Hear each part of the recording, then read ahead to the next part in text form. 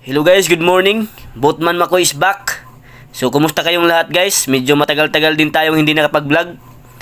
So, for today's video guys ay pupunta ako sa Maynila.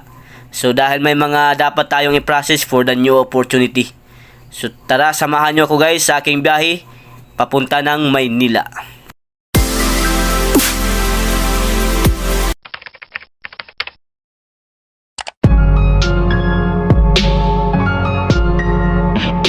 Okay guys, papunta na ako ng airport. So, hinatid pala ako ni mother at saka ng kapatid niya, si Mama Ani, saka yung nephew ko na si Bato. So, andito na ako ngayon guys sa loob ng boarding area dito sa Siargao Airport. So, hinihintay na lang namin yung aeroplano namin guys.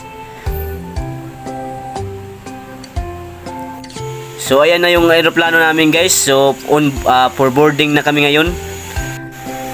So, ito, naglalakad na ako papunta sa aming aeroplano. So ito pala yung Siargao Airport guys. So ang flight ko is Siargao to Cebu, then Cebu to Manila. So andito na ako ngayon guys sa Cebu Airport.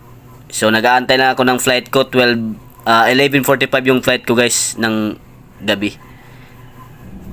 So yan, for take off na kami guys. So medyo inaantok pa ako ngayon guys kasi nga 11 mahigit yung flight ko. So darating ako doon ng around 1 AM. So ayan guys, medyo bumibilis na yung ano. So ito pala yung guys yung overview ng Mactan, Cebu. So hindi ko na pala guys na videohan yung view kanina sa Siargao, yung nag take off kami kasi hindi ako nakaupo sa may window side. Okay guys, hanggang dito lang muna ang update natin sa pagbiyahe ko papunta ng Maynila. So hindi na muna tayo guys magbablog about sa tourism kasi off duty muna ang inyong boatman.